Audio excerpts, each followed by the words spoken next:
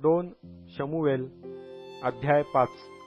मग इस्रायलाचे सर्व वंश हेब्रोनात दाविदाकडे येऊन म्हणाले, पहा, आम्ही आपल्या हाडामांसाचे आहोत.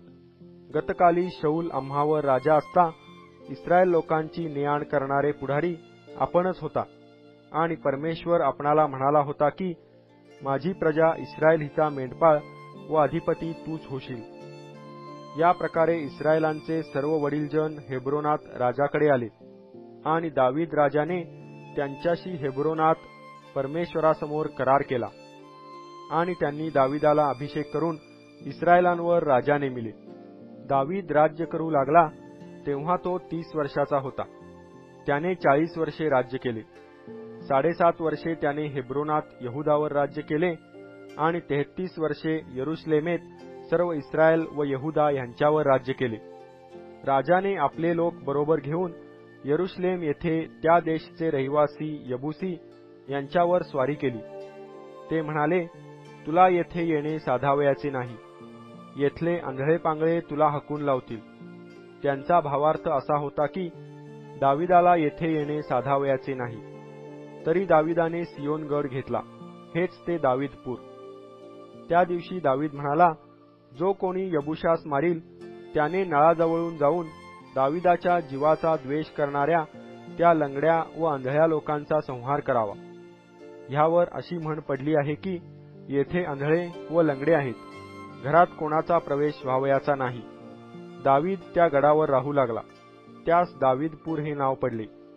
दाविदाने मिल्लो बुर्जापासून आतल्या बाजूस सभोवार तटबंदी केली. दाविदाचा उत्तरोत्तर उत्कर्ष होत गेला, कारण सैनाधीश देव परमेश्वर त्याच्या बरोबर असे. सोरेचा राजा हिराम ह्याने दाविदाकडे जासूद पाठविले.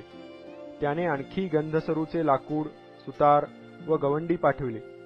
त्यांनी दाविदासाठी मंदिर बांधिले. परमेश्वराने इस्रायलांवरील आपले राज्य स्थिर केले आहे, आणि आपल्या इस्रायली प्रजेप्रित्यर्थ आपल्या राज्याची उन्नती केली आहे, हे दाविदाच्या ध्यानात आले. मग दावीद हेब्रोनाहून आला तेव्हा यरुशलेमेतून काही उपपत्नी व पत्नी आणखी केल्या. दाविदास आणखी पुत्र व कन्या झाल्या.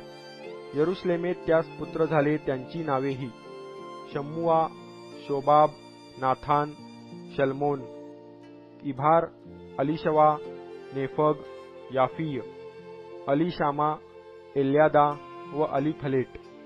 दाविदाला अभिषेक करून इस्रायलाचा राजा केले आहे हे ऐकून सर्व पलिष्टी दाविदाच्या शोधास निघाले.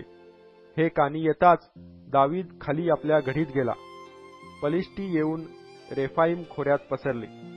दाविदाने परमेश्वरास प्रश्न केला, मी पलिष्ट्यांवर चढाई करू काय? तू त्यास माझ्या हाती देशील काय? परमेश्वराने दाविदास म्हटले, चढाई कर, मी खात्रीने पलिष्ट्यास तुझ्या हाती देतो. मग दावीद बाल परासीम येथे आला. तेथे दाविदाने त्यांचा संहार केला. तो म्हणाला, परमेश्वर माझ्या पुढे चालून पाण्याच्या लोंढ्याप्रमाणे माझ्या शत्रूंवर तुटून पडला. ह्यावरून त्या ठिकाणाचे नाव बाल परासीम, तुटून पडण्याचे ठिकाण, असे पडले. पलिष्टी तेथे आपल्या मूर्ती टाकून गेले. त्या दाविदाने व त्याच्या लोकांनी नेल्या. मग पुनरपी पलिष्टी चढाई करून येऊन रेफाईम खोऱ्यात पसरले.